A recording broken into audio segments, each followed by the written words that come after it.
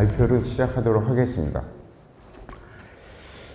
일단은 제 순서가, 그러니까 우리 가금에 대한 현황이랄까요? 현황. 그 다음에 전반적인 경제적인 가치가 어느 정도 있는지, 뭐 이런 것들. 그 다음에는 동물복지 계란이 소비자가 어떻게 인식하고 있는지, 뭐 이런 것들. 그 다음에는 제일 중요한 시간이 사실 2시간으로 돼 있었는데, 1시간이 돼가지고 좀 짧게 해서, 사실 우리가 농가 경영을 하면서 생산비나 소득, 순수 이 개념을 잘 접하지는 않으시는 것 같아요. 그래서 정확하게 계산하는 방법, 이런 것들에 대해서 좀 설명드리고 마치는 것도록 하겠습니다. 그래서 일단 우리 국내의 산란계 사육수를 보면은 7,823만 마리에서 사실은 뭐 조금 늘었다 줄었다 하는데 계속 늘고 있는 추세죠. 이렇게 보시면은 2014년도부터 해서 2024년도까지 했는데 사육 수수가 마리수가 7,100, 그러니까 7,200만 마리 된 게 2015년부터예요. 그래서 쭉 이렇게 계속 늘면서 사실 농가는 좀 줄었습니다. 그래서 농가가 2014년도에 1,170호에서 2024년도에는 957호로 줄었습니다. 그러니까 결국은 규모화가 되겠죠. 점점 규모화되면서 커지는 이런 형상을 볼 수가 있습니다. 그래서 보면은 어느 축종이나 거의 비슷해요. 우리나라는 거의 점점 더 대규모화되고 양돈도 그렇고 한우도 그렇고 규모화되는 현상을 볼 수가 있습니다. 그래서 우리가 보면은 축산물을 어느 정도 먹느냐 이거를 궁금할 것 같아요. 그래서 보면은 우리가 전체 우리가 축산물을 먹는 게 쌀 소비량보다 많습니다. 그게 벌써 역전한 게 한 3, 4년 됩니다. 58kg를 더 먹죠. 그래서 사실 축산물을 쌀보다 더 먹는다. 그래서 축산물에 대한 가치, 평가가 아주 중요하다. 근데 농가 수가 적기 때문에 좀 이런 것들이 가만히 잘 안 가는 것 같아요. 그래서 중요성. 특히 맨날 환경 문제라든가 이런 것들이 중요하게 대두게 되는데 우리가 그래서 축산을 등에시하면 안 되겠다. 예, 다음이요. 그래서 우리나라 농림업의 생산의 기준 상위 품목을 보면은 이게 22년도가 최근에 또 조금 변했습니다. 그래서 보면은 이게 22년도 예상치였는데 22년도 실직치가 나왔는데 보면은 우리가 10년도, 14년도, 17년도 보면 쭉쭉 미국 쌀이 제일 높다가 그러다가 17년도에 돼지가 한번 높았어요. 그 다음에는 22년도에 미국이 9조 5,300억으로 돼 있는데 실질적으로 보면은 돼지가 9조 6천억이 됐습니다. 22년도, 그러니까 23년도에. 그래서 보면은 돼지가 제일 생산액이 많고 그 다음에 쌀, 미국이고 그 다음에 한우, 그 다음에 닭, 계란이죠. 계란하고 닭인데 요 수치도 지금 보면 한 2조 6천억 정도입니다. 계란이나 육개나 다 똑같이 해서 2조 6천억 정도가 나오는 걸로 해서 우리가 보면은 10대 품목 중에서 돼지하고 한우, 그 다음에 계란, 그러니까 달걀이죠. 달걀하고 닭, 우유. 이렇게 순서를 6개가 차지합니다. 그 중에 미국이 두 번째로 들어가는 이런 현상을 볼 수 있습니다. 그래서 우리가 축산이 상당한 중요한 위치를 차지하고 있다는 걸 알 수 있겠습니다. 다음. 그래서 우리가 그러면 가금 산업이 어떻게 되느냐, 경제적 효과를 보기 위해서 우리가 보면은 산업 연관 분석을 좀 하게 돼 있습니다. 그래서 산업 연관 분석을 하면은 우리가 산업 연관표라는 게 한국은행에서 나옵니다. 그래서 전 품목에 대해서 산업이 어떻게 연계가 되어 있는지 그거에 대해서 산업 연관표를 가지고 분석을 하게 되는데 우리가 이렇게 보면 가운데 보면 한우하고 양돈, 낙농, 가금 이렇게 있죠. 이거를 생산하기 위해서 우리가 들어가는 게 후방 산업이 여러 가지 원료를 제공하게 됩니다. 그래서 후방 산업이 뭐가 있느냐 보면은 농기계도 있고 비료도 있고 여러 가지가 있죠. 사료가 있고 특히 그 건축업도 있고 저 시설 관련하는 거, 그 다음에 전력가스 수도, 이거 다 들어있습니다. 그 다음에 서비스업, 그 다음에 일반 그 연구개발 서비스업 등이 있어가지고 우리가 보면은 후방산업, 전방산업 이렇게 나눌 수가 있는데, 후방산업은 그 닭 같은 경우는 계란을 생산하기 위해서 우리가 뒤에 받치고 있는 걸 후방산업이라고 하고요.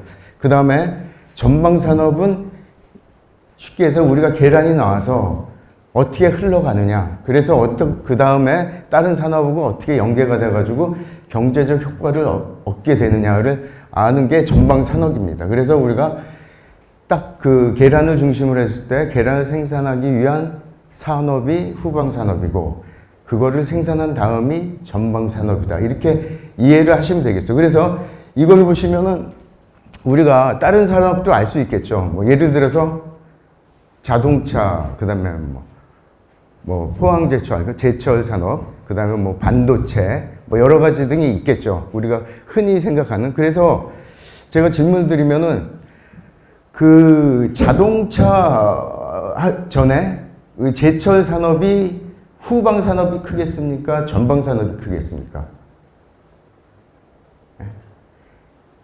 제철, 그러니까 우리가 포항제철에서 하는 제철, 어디가 클까요? 그러니까 우리가 제철하면은 벌써 우리가 철을 가지고 나중에 뭐를 만들죠? 자동차도 만들고 배도 만들고 여러 가지를 하겠죠. 냉장고도 만들고. 그래서 이런 제철 같은 완제품 산업은 우리가 그 후방 효과가 전방 효과가 큽니다. 그래서 우리가 이런 걸 보면은 그럼 자동차 같은 거는 어떻게 하느냐? 자동차를 생산하기 위해서 여러 가지 부품이 들어가겠죠. 그런 후방 효과가 크죠. 그래서 우리가 보면은 잠깐 보시죠. 제가 설명하겠는데요. 후방 효과가 큰 산업은 자동차, 이런 것들. 자동차를 생산하기 위해서 들어가는 것들이 많죠. 그래서 이런 것들은 후방 효과가 큽니다. 그 다음에 우리가 아까 말씀드린 농축업도 후방 효과가 전방 효과보다 큽니다. 왜냐하면 완제품으로 나와서 계란이나 고기나 나와서 물론 가공도 들어가고 여러 가지가 들어가겠지만 식당에서 팔리고 하겠지만 축산을 생산하기 위한 산업이 크다. 그래서 후방 효과가 큰 게 전통적인 산업, 특히 우리 같이 농업 부분은 후방 효과가 큽니다. 그래서 이런 산업을 유지하기 위해서 우리가 후방 효과가 크기 때문에 만약 이런 산업이 무너지면 후방 산업이 아주 안 좋다라는 걸 알 수가 있어요. 그래서 후방 효과가 큰 산업은 완제품을 내는 산업. 물론 축산물이 완제품일 수도 아닐 수도 있는데 우리가 완제품을 보게 되겠죠. 그래서 특히 아까 했던 자동차 같은 경우는 완제품이잖아요. 전방 효과는 작겠죠. 후방. 자동차를 만들기 위한 수만 개의 부품이 들어가는 후방 효과가 크다. 그럼 전방 효과가 큰 산업이 뭐가 있겠냐. 그러니까 타 산업의 재료를 공급하는 산업. 예를 들어서 반도체, 제철, 석유화학. 이런 것들은 그 제품이 나와서 다른 사람으로 우리가 재료를 제공하게 되겠죠. 이런 것들이 그래서 그 핵심 중간재로 쓰이는 산업, 이런 것들이 큰 게 전방 효과 큰 산업이 반도체, 철강, 석유화학 등이 있습니다. 그리고 후방 산업, 전방 산업 비슷비슷한 균형 산업이 있는데 이런 거 보면 서비스업 등 물류 통신들은 거의 전방이나 후방 효과가 크다. 그래서 우리가 보면은 가금 같은 경우에도 계란 같은 경우도 후방 효과가 좀 더 크다. 계란이 완제품이죠. 사실 그걸로 해서 물론 빵도 만들고 여러 가지가 들어가겠지만 그걸 생산하기 위한 산업이 크다. 그렇게 알 수 있습니다. 그래서 우리가 가금 산업의 그 산업연관 분석을 보면은요, 쭉 전체를 보면 그 전체 404개 산업에 나온 거에 대해서 한 18개 정도로 축약을 해서 그래서 분석을 합니다. 그래서 우리가 보면 아까 얘기했듯이 후방 효과하고 전방 효과로 나눌 수 있는데 우리가 보면은 쭉 후방 효과가 가금이 그 닭 자체, 그러니까 닭고기나 계란을 생산하기 그건 제외하고서 보면은 7조입니다. 7조. 후방효과 7조. 생산액이 얼마라고 그랬죠? 아까 2조 6천억이라고 그랬죠? 2조 6천. 이거는 계란하고 그 닭을 합한 겁니다. 그래서 더하면 5조 2천이겠죠? 네, 5조 2천. 5조 8천. 그래서 우리가 이렇게 보면은 그 닭고기만 우리가 들어가는 게 한 가금 분야로 해서 계란 나오고 뭐 고기 나오고 하는데 그거에 대해서 보면은 한 우리가 5조가 들어가면 7조 정도가 우리가 그 산업 연관 효과가 있다. 그만큼 가치가 있다. 그런 그 후방 유발 효과를 나타낸다. 그 전방 유발 효과를 보면은 우리가 보면은 4조 9천이 되겠죠. 4조 9천. 확실히 후방 효과가 큽니다. 그래서 전방 효과보다 우리가 후방 효과가 큰 산업이 축산업, 뭐 고기 뭐 이런 것들이 다 이렇게 되겠습니다. 그래서 총 유발 효과를 보면은 11조 한 9천억, 12 한 이 정도가 총 유발 효과입니다. 그러니까 우리가 5조 8천억이 생산을 했는데 그것보다 더 큰 한 2배 가까이 되는 효과를 나타내는 겁니다. 그래서 우리가 생산액만 갖고 우리가 이만큼 중요하다라고 얘기하는 게 아니라 전후방 효과를 봐서 우리가 5조 8천이 들어갔어도 계란하고 고기가 들어갔어도 한 2배 가까이 되는 한 12조 정도, 11조 9,700억이죠. 정도가 총 유발되는 효과다. 그만큼 큰 산업이다. 라는 거를 알 수가 있습니다. 다음.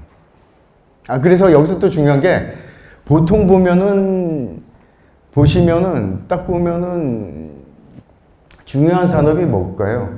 그 후방 산업 중에서 특히 사료. 우리가 가금을 생산해도 가금육을 생산하거나 계란을 생산하거나 한 사료비가 60% 70% 들어가잖아요. 그러니까 그만큼 그 사료 산업이 크다라는 걸 알 수가 있습니다. 사료 산업이 전체에서 한 6% 정도를 차지하거든요. 그래서 그만큼 산업이 크다는 걸 알 수가 있어요. 그래서 사료, 뭐, 그 다음에 농림업 서비스 등등 해가지고 비율로 이렇게 나타나 있습니다. 그래서 우리가 이렇게 중요하다는 걸 알 수가 있어요. 그 다음에 비료민 뭐 이렇게 질소화합물 이런 것들이 많이 또 영향을 미치고, 뭐 도소매가 한 7.6% 정도 이렇게 그 유발 효과를 나타낸다. 그래서 우리가 이렇게 하면서 사실은 여기에 대한 취업 효과도 사실 계산을 하거든요. 다음에. 그래서 취업 효과는 제가 뭐 그 편의점 뺐는데요. 우리가 돈으로도 나타낼 수도 있고 사람을 얼만큼 뭐 1억 원당 몇 명을 우리가 취업을 시키느냐 이런 것도 계산을 합니다. 그런데 제가 아마 뺀 것 같아요. 그래서 일단 보면은 그 국내에서 닭고기하고 계란을 생산하기까지 후방 효과가 한 7조 625억 원이고 생산 이후에 전방 효과가 4조 9천억 정도. 그러니까 우리 보면은 확실히 후방 효과가 크다. 전방 효과는 축산물이니까 그렇게 크지 않다. 그래서 다른 한우나 양돈, 뭐 낙농 같이 후방 효과가 크다는 걸 알 수가 있고요. 그 전후방에 대한 아까 말씀드렸듯이 총 생산 유발 효과가 한 11조 9천억, 한 12조 정도가 총 효과죠. 총 효과가 한 12조 정도 된다. 그러니까 몇 배가 되죠? 거의 2배 가까이 되죠. 예, 2배 가까이 우리가 생산액에 대해서보다 한 2배 가까이 되는 효과를 가지고 있다라는 걸 알 수 있습니다. 그래서 전월소가 한 2배 정도 큰 산업으로, 그러니까 농업이 거의 다 이렇습니다. 농업이 거의 다 후방 효과가 크고 한 무통 제조업 같이 뭐 한 2배 정도가 나타납니다.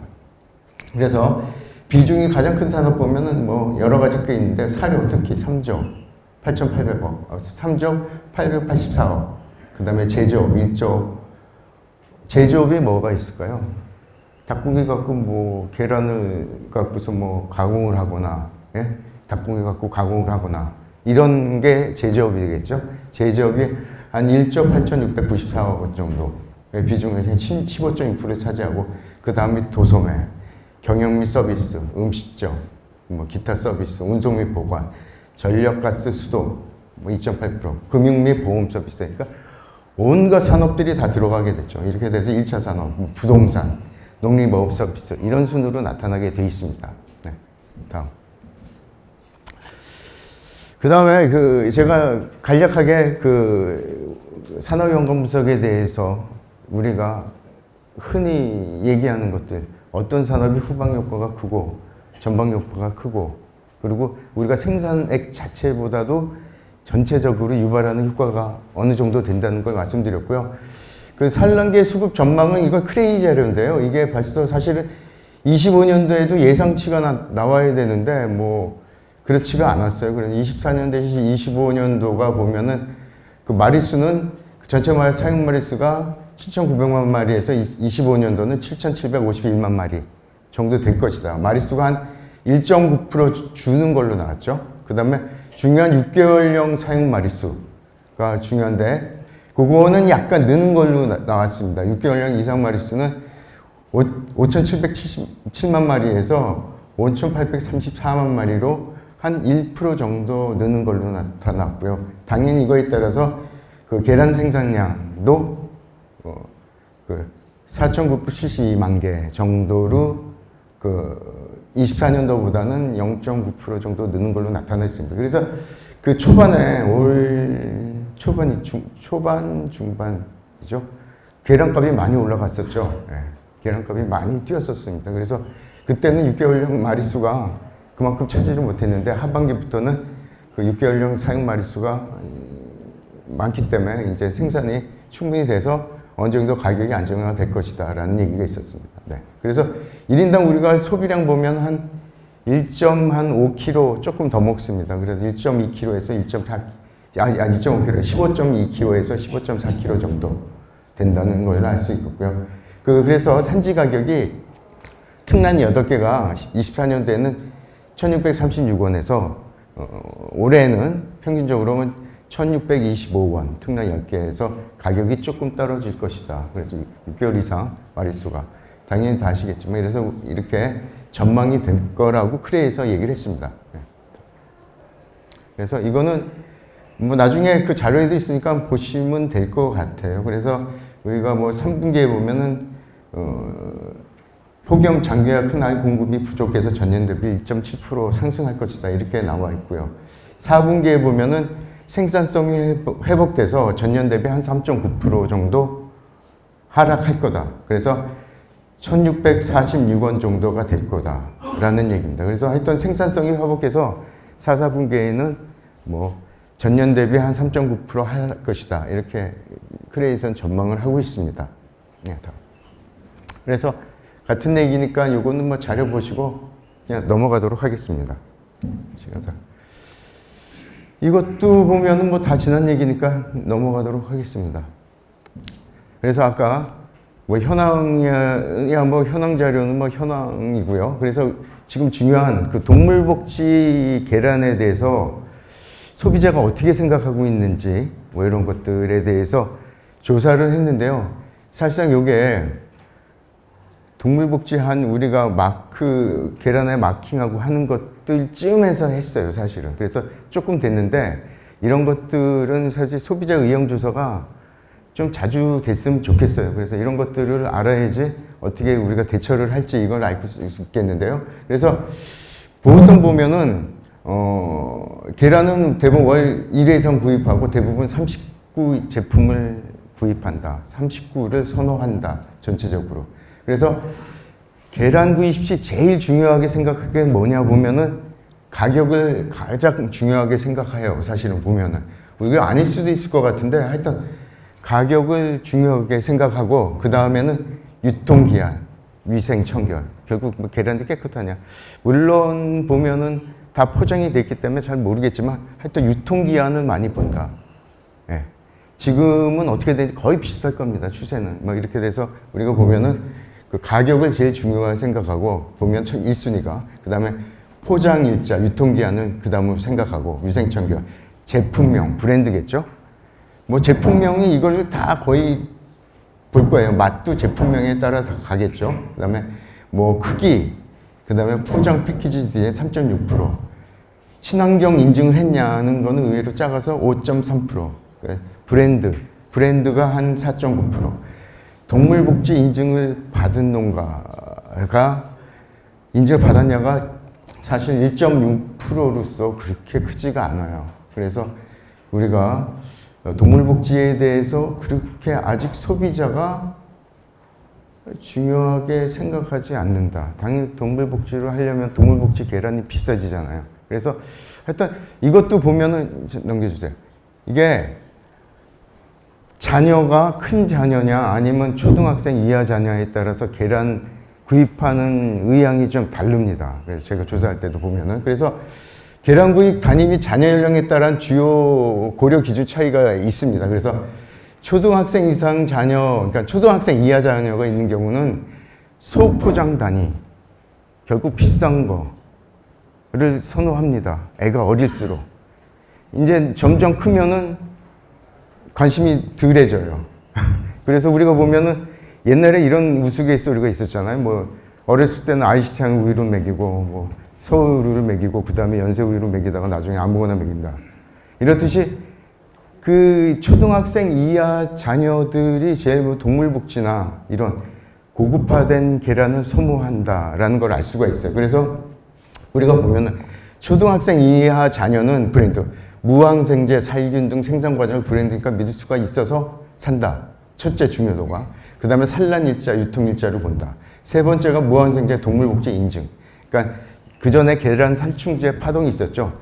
그때 보면 그 이후에 관심이 아주 고조가 됐죠. 그래서 우리가 초등학생 자녀일수록 이렇게 좀 고급화되고 동물복지고 뭐 이런 것들 중요하게 생각하고 중고등학생 이상 자녀 같은 경우는 뭐 그냥 브랜드 이거 인지도가 높은 뭐 브랜드를 하고 산란일자, 유통일자는 비슷하게 나옵니다. 그 다음에 무항생제가 나옵니다. 그래서 이렇게 중고등학생 자녀하고 초등학생 자녀는 좀 다릅니다. 그런데 1인 가구는 어떠냐?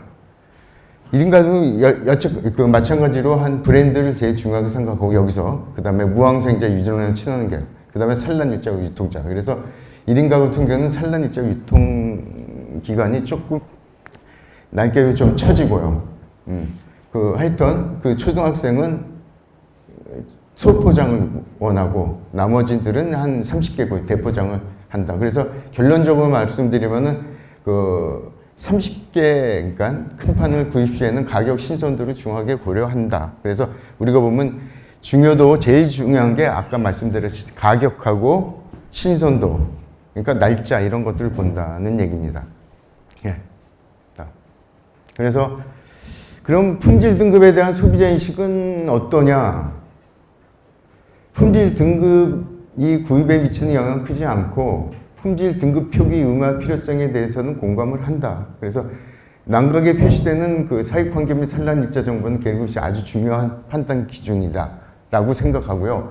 사육 환경 변화나 용어에 대해서는 저희 조사할 때만 해도 그렇게 나왔었는데 최근에는 많이 좀 바뀌었을 겁니다. 워낙 홍보도 많이 되고 해서 우리가 보면은 그 표시에 대한 인식은 많이 높아진 걸로 알고 있습니다. 그래서 보면은 계란 품질 인식을 보면은 우리가 5점 만점으로 했을 때 품질 등급을 인지를 하느냐 살 때 그 매우 그렇다가 4.2% 그렇다. 그러니까 좀 긍정적인 게 그 4.2%하고 28.2%를 더한 거죠. 그래서 이 정도 나오고 품질 등급 계란 구입한다는 거는 전체 평균 5점 만점에서 3점대, 3.09고 품질 등급의 표기를 의무화해야 된다라는 게 5점에서 3.66으로 생각하고 있습니다. 그래서 계란 품질에 대한 인식은 품질 등급 표기와 의무에 대해서 아주 긍정적으로 아주 긍정적으로 생각하고 있다라는 것을 알 수 있고요. 그 계란 난각 정보에 대한 그 소비자 의식을 보면은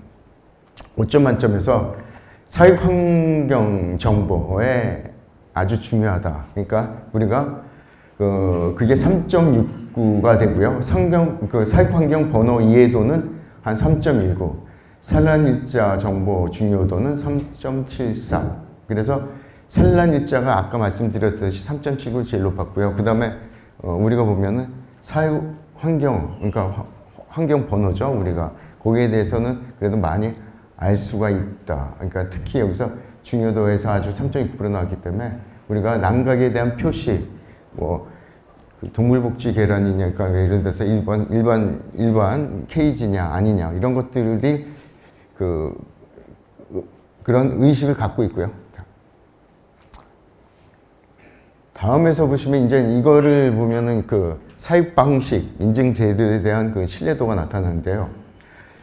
사육 방식에 따른 안정성의 신뢰를 보면은 우리가 보면은 그러니까 전체로 보면은 기존 케이지, 개선 케이지, 축산의 평사, 방사 이렇게 돼 있죠. 그럼 보면은 역시 방사가 3.91로 제일 높고요. 그 다음에 축산의 평사, 축산에 이렇게 평사로 된 거 있죠. 그게 한 3.48. 개선 케이지는 우리가 그 개선 케이지라는 게 크기를 넓히는 케이지죠. 네, 제도에서. 이건 3점. 그리고 그냥 기존 케이지는 전체 5점 만점에서 신뢰가 안감이 한 56%에서 한 만족도가 2.36 정도밖에 안 나옵니다. 그래서 우리는 기존 케이지에 대해서는 소비자들이 아주 부정적인 생각을 갖고 있는데 개선 케이지도 내내 보면 비슷하게 생각한다 라는 얘기입니다. 그래서 우리가 방사나 뭐 이런 것들 중요하게 생각한다. 축산의 평사나 이런 것도 중요하게.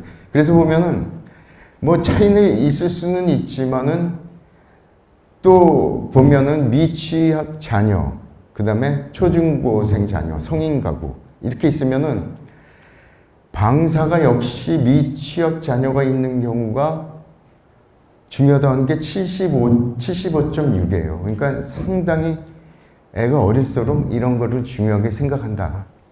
방사나 축산의 평사.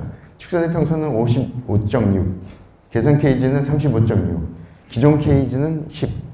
그래서 확실히 그래도 하여튼 미취학 자녀, 초중고생 자녀를 보면은 그 하여튼 방사가 하여튼 제일 크게 나타나는데 명확하게 더 나타난다는 걸 알 수 있고요.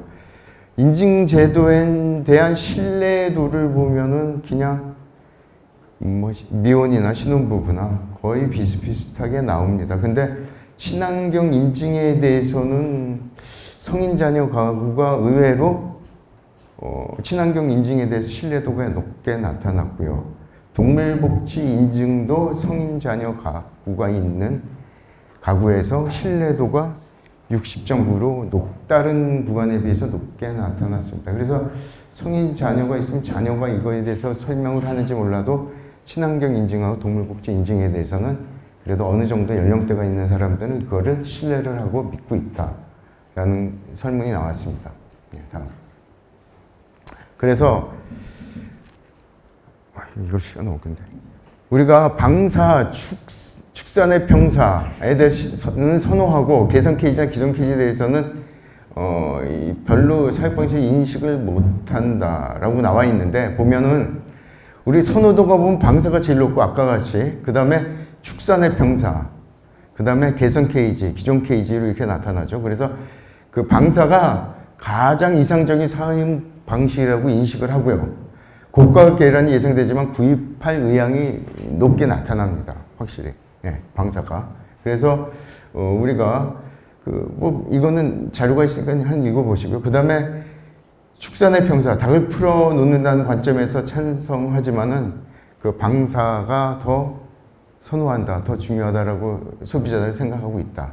그 다음에 개선 케이지, 그다지 뭐 선호가 되지 않는다. 기존 케이지 방식과의 별 차이를 모른다라는 얘기입니다. 그리고 기존 케이지는 아주 매우 비선호적인 거. 그래서 A4만한 용지에서 닭이 스트레스 받으면서 사는 거, 이거에 대해서, 그걸 먹는 거에 대해서 좀 부정적으로 생각하고 있다. 그래서 이런 걸 보면은 이게 우리가 조사한 지가 좀 그래도 이거 했을 때가 한 4년, 5년 전인 것 같아요. 4년? 네, 5년. 그래서 확실히 그래도 그 동물복지나 이런 거에 대한 인식이 점점 높아지고 그런 계란을 많이 슈퍼에서 또 많이 소비가 되죠. 예, 그렇게 알 수가 있겠습니다. 예. 그래서 그러면은 이 비용에 대해서 우리가 살 때 가격을 어떻게 적당하게 생각하느냐. 예. 그러니까 기존 판매 가격 대비 우리가 개선이 되면 한 10% 이상 추가 비용을 지불할 의향이 있다라고 얘기를 합니다. 소비자가. 그래서 그 39가구 구 기준이 뭐 4,800원이에요. 그러니까 최대 지불 가격. 그러니까 이건 옛날 거죠. 그러니까 4, 5년 됐으니까. 계량값이 안 올랐을 때. 그러니까 지금 한 6천 원, 뭐 7천 원 가니까. 하여튼 중요한 거는 여기서 얼만큼 자기가 더 지불할 수 있느냐를 물었을 때 더 지불한다는 게 개성 KG는 기존이 4,800원, 한 5,300원 정도가 적당하다. 축산의 평사는 5,763원, 방사는 6,220원. 그러니까 최대 지불 가격이 개성 KG는 11% 더 낼 수 있다. 축산의 평사는 20%를 더 지불할 수 있다. 그 다음에 방사는 29.6%를 지불할 수 있다라고 얘기를 합니다. 근데 사실 이것보다도 비용이 사실 더 들잖아요. 우리가 동물복지하거나 하면. 그래 마리수를 많이 늘릴 수 없기 때문에. 그래서 사실 이것보다도 사실 더 비싸게 팔리는 것 같아요. 그래서 보면은 이렇게 축산의 환경에 대해서는 이런 지불 의사가 있다는 걸 알 수 있었고요. 인증제도에 대해서는 그 친환경 인증제도에 대해서는 한 그 5,627원 정도로 한 17.2%를 더 올라간 가격에 지불할 거다라는 얘기가 나왔고요. 동물복지 인증에서는 6,271원. 그러니까 이게 방사냐, 뭐, 그 다음에 동물복지냐, 친환경이냐, 이런 제도들이 사실은 어떻게 보면 소비자가 잘 모르게끔 어떻게 돼 있을 수도 있어요. 우리가 보면은 이 제도에 대해서. 그래서 이런 것들에 대해서 좀 더 명료하게 인증 제도하고 이런 사육 환경하고 이런 것들이 좀 설명이 좀 부족하지 않느냐라는 생각이 들어요. 그래서 사실은 하여튼 그래서 동물복지 인증이나 방사가 더 많이 지불하고 살 거다라는 의견이 많습니다. 그래서 우리가 하여튼 개선된 KG도 11.1% 더 줄 수 있다라고 얘기를 하니까 그나마 다행이고요. 그래서 우리가 이런 사육 환경 개선이나 인증 제도에 대해서 소비자가 지불을 한 30%에서 11%까지 더 지불하고 살 수 있다라는 그 조사가 되었었습니다. 네.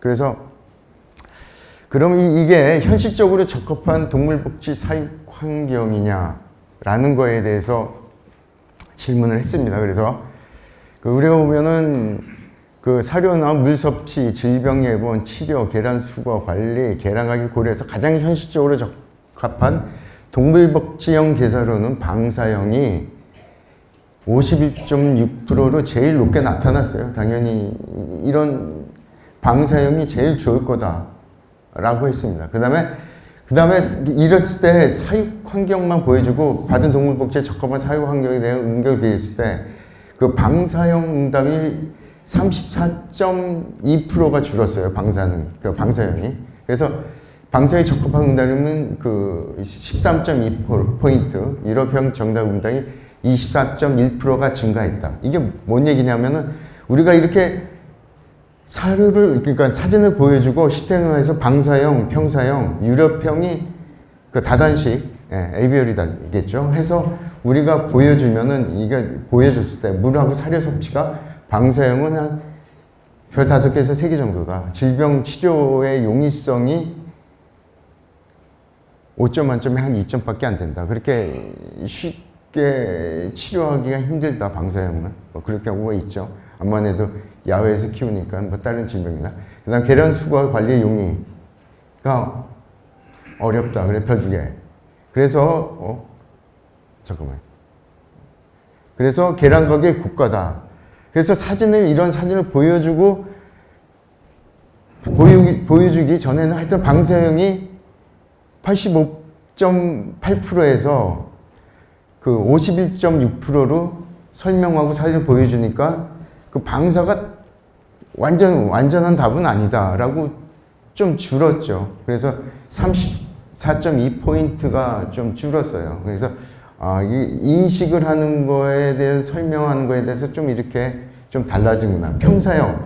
평사형은 뭐 계란 가격이 방사형에 대해서 뭐 좀 낮죠. 그래서 뭐 거의 비슷하지만. 그래서 여기서 보면은 8.4%가 아주 적합한 사육 환경이다라고 했는데 그 사진을 보여주고 하니까 21.6%로 13.2%가 올라갔다. 그러니까 방사형은 좀 줄고 방사형이 줄고 평사형은 좀 느는, 그러니까 인식을 하는 게 이렇게 인식 중요성이 다르다. 그러니까 그만큼 소비자가 잘 모르고 그냥 생각하는 게 많지 않나 이런 생각이 듭니다. 그다음에 유럽형 에이비어리죠. 에이비어리가 우리나라에 조금 몇 개 없는데 이런 거에 대해서는 2.6%만 뭐 괜찮은 것 같다 했는데 21.4포인트가 올라가서 26.9%로 유럽형 에이비어리도 좋은 사육 환경이다. 소비자가 생각했을 때.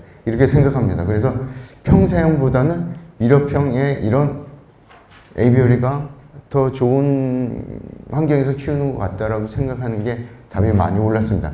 대신에 유럽형에 대한 거가 우리가 경제성을 비교해보면은 워낙 비용이 많이 들어서 시설비나 이런 것들이 제가 이것도 분석을 한 적이 있었는데 하여튼 되게 비싸요. 뭐 조그만 이거 그 다단지 그게 한 3억 이상 가고 하니까. 예? 그래서 하여튼 유럽형이 좋으냐, 뭐 방사형이 좋으냐, 에비를 좋으냐, 하여튼 평사형이 좋으냐 했을 때 이렇게 사진을 보여주고 설명했을 때는 좀 변화가 있다. 그래서 지금은 어느 정도 또 소비자에 대한 이런 것도 조사해 보면은 이 변화가 있는지 이런 것도 한번 해볼 필요가 있을 것 같습니다. 다음. 그래서 아유 시간이다. 제가 그 담당자한테 이 자료를 보내고 하기 전에 뭐 새로운 시설이나 이런 거에 대해서 좀 소개 좀 하고 얘기 좀 해달라고 그래서 그 축산과학원에서 최근에 그러니까 AI를 활용한 비산란계죠. 예, 과산계나 이런 것들을 선별 기술을 카메라로 해서 확인해서 우리가 그 비용 손실, 그러니까 사료비를 절감하는 이런 시스템, 이런 것들 개발을 했습니다. 그래서 이거에 대한 경제성 분석을 제가 좀 말씀드릴게요. 그래서 알을 낳지 않는다, 그러니까 비산란계나 그거를 과산계죠. 산란율이 떨어지는 이런 것들에 대한 것들이 지금 일반적으로 한 개군에서 3% 정도 나오는데 그 농장주님들을 보면은 별로 이렇게 신경을 안 쓰시는 것 같아요. 뭐 당연히 나오니까 비산라는 게 뭐 중요하냐. 그러니까 사료비 뭐 이 3%도 안 들어갈 것 같은 생각을 하시나 봐요. 그러니까 이런 건 중요하지 않다. 인건비로 해가지고 그걸 섞어내려면 무지 많은 인건비가 들지 않습니까? 그래서 하여튼 그거에 대해서 중요하지 않는데 결국은 우리가 산란계 연간 기준으로 해서 한 389억 정도 전체 우리나라 전체 농가에 대해서 산란계 농가에 대해서 한 389억의 사료 손실이 있을 거로 추정이 됩니다. 예, 저희가 추정을 해보니까 그래서 이런 것들을 방지하기 위한, 그러니까 속아내기 위한 그 AI 영상인식 기술을 활용해서 달걀 이송 벨트에서 영상 자료를 분석해서 케이지별 사육두수 산란수를 계산하여 비산란계와 과산란계가 존재하는 케이지를 찾아내는 이런 기술입니다. 그러니까 우리가 영상으로 해서 알이 나오는 거를 봐서 여기서 과산란계가 있는지 비산란계가 있는지를 확인하는 작업을 하는 겁니다. 그래서 이런 장비가 돈이 많이 들 것 같은데 사실은 그렇지도 않아요. 이게 거의 리스로 하거나 해서 하기 때문에. 그래서 물론 이런 기술들에 대해서는 수용도에 대해서는 뭐 한 20만 마리, 20만 수 이상 하는 농가들은 좀 관심을 많이 갖고 계신데 적은 농가들은 그거에 대해서 별로 관심도가 좀 낮아져요. 그런 걸 수용하느냐, 수용하겠냐, 안 하겠냐. 그래서 이거에 대해서 제가 경제성 한 걸 조금 보여드릴게요. 그래서 이 경제성을 우리가 산정하기 위해서 일단 영상 데이터를 획득해서 모두 설치하는 대여료가 이게 272만 원에 연간. 이 연간 대여료가 270만, 이게 4만 수 기준입니다. 잠깐 내려보시겠어요? 아니다. 됐습니다. 예. 밑에 나오네요. 산란수수가 4만 개 기준이라 4만 1,472수 기준으로 해서 대여료가 272만 원 정도. 그래서 영상 장비 70개, 그 다음에 1개월 설치 기간 해서 그 72만 원 정도 들어가고요. 그 다음에 그 와이파이 구성 장비 등 설치비가 200만 원이 들어갑니다. 여기에 전기료 등등 하니까 전기료가 0.36kW가 들어가고 뭐 그 킬로와트당 421원 들어가고 360원 돌린다고 했을 때 300시간 하여튼 전기료도 547원으로 해서 별로 안 들어갑니다. 그 다음에 전력을 보면은 평균 단가에서 삽이 썼고요. 그래서 우리가 구성비 설치비가 해서 200만 원 들고, 그 다음에 소비 전력이 360kW 아까 들어갔죠. 그 다음에 연간 산란수 측정 시스템 이용 사용 시간 365일 해서 1시간 해서 360시간 해서 전체 우리가 보면은 들어가는 돈이 아까 대여료하고 등등 해서 2,892만 원 정도가 사료 손실이 저감되는 거를 알 수가 있어요. 그래서 산란수수, 뭐 산란수수 이렇게 돼 있는데 다음이요. 이렇게 보면 좀 복잡하시니까 다음이요. 다음. 보시면은 우리가 부분예산법이라는 것이 있는데 이렇게 해서 우리가 계산을 해보면은 사열 구단의 아까 그 조건에서 산란계 한동 기준으로 4만 수일 경우에 보면은 증가되는 비용이 아까 대여료가 272만 원이라고 그랬죠. 4만 수 기준으로. 그 다음에 측정 시스템 사용료가 120만 원입니다. 그 다음에 우리 전기료 등등 들어가는 게 연 5,412원, 17원이니까 이 전기료는 얼마 안 들고요. 그 다음에 사실 유동자본 용역비라고 해서 98,000원. 이것도 얼마 안 되는데 결국 유동자본 용역비라는 게 뭐냐 하면은 우리가 기계나 이런 것들에 대한 그 빌리고 하는 돈에 대한 이자 지불 내용이 되겠죠. 그래서 제가 시간이 있으면 생산비도 설명을 했으면 좋겠는데 그때 잠깐 설명드릴게요. 그래서 시간상 빨리빨리 넘어가서 그래서 총 들어가는 돈이 증가되는 비용이 4만 수 기준에 400만 원이 더 들어간다는 걸 알 수가 있었고요. 그럼 증가되는 이익이 뭐냐? 이익적 요소를 보면은 사료 손실 저감 비용이 한 2,892만 7천 원 정도가 들어간다. 저감이 된다. 그래서 2,892만 원에서 400만 원 빼면 한 2,494만 8천 원, 250만 원 정도의 이런 시스템을 보면은 이익을 얻을 수가 있다라는 것을 단순하게 계산을 한 겁니다. 다음요. 그래서 우리가 이런 결과를 가지고 그러면은 기계 장비를 들어가거나 나중에 진짜 기계를 사서 투입을 하거나 할 때는 투자 효과 분석도 해야 되는데 제가 이제 이거 가지고 그 축산물 생산비 중에서 우리가 보면 제일 큰 게 9만 수로 돼 있어요. 통계청 자료에는. 그래 9만 수 이상하고 그 다음에 한 규모 두 번째는 한 3,300만 수를 사육 중인 농가가 한 89호가 돼요. 89호가 끼는 게. 그래서 여기에 한 10%, 한 3,300만, 그렇죠? 3,300만 수가 이런 시스템을 이용해서 우리가 이런 시스템을 이용해서 우리가 그 경제성이 어떻게 되느냐를 보면은 할인율이 5%, 그러니까 할인 이자율이죠. 이자율을 5%로 가정하고 그 산란계 선별기술 프로그램을 적용했을 때 물론 이런 거에 대한 기술 수명이 있어요. 기술 수명. 기술을 몇 년 동안, 그러니까 내구년 수하고 좀 다르지만 하여튼 기술 수명을 보면 8년간으로 생각했을 때 규모가 9만 수 규모에서는 순현재 가치가 8년 동안 순현재 가치가 65억 4천만 원이네요. 8년간.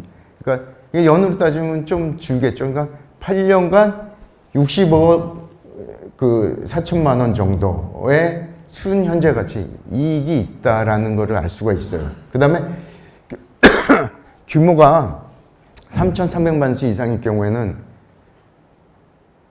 1,110, 한 5억 정도의 그 경제적 가치, 그러니까 순현재 가치를 얻을 수가 있다라는 겁니다. 그래서 여기서 보시면 이렇게 경제적 가치가 있는데 그러면은 또 BC 레이쇼도 구했는데 BC 레이쇼가 결국 뭐냐 하면은 나중에라도 그 자료를 보실 때 그 비용 대비 수익이 어떻게 되느냐. 그러니까 BC 레이쇼를 우리가 보통 투자비 대비 투자비, 사용비, 들어가는 대비 이용이 어떻게 나왔느냐를 우리가 측정하는 우리가 지표라고 할 수, 기준이라고 할 수 있죠. 그래서 BC 레이쇼가 1이면은 투자가 1이 되고 나오는 게 1이니까 똑같아요. 그래서 BC 레이쇼가 1 이상이면 무조건 타당한 사업이라고 얘기를 하거든요. 그래서 보니까 한 1.31, 규모 2에서는 1.26으로 나왔어요. 그래서 뭐 하여튼 BC 레이쇼가 다 좋게 나왔다. 그래서 이런 사업은 투자해서 할 가치가 있다라는 거를 알 수가 있었습니다. 예. 그래서 간단하게 제가 중요한 것만 얘기할게요. 다음. 예. 우리가 보면은 이 소득하고 순수익을 많이 헷갈려 하세요. 뭐 공부하는 사람도 그렇고 소득하고 순수익을 헷갈려 하는데 우리가 조수익에서 경영비를 빼면 소득이고 전체 조수입에서 생산비를 빼면은 순수익이 돼요. 그래서 이거를 보시면 좀 헷갈릴 수 있지만 다음.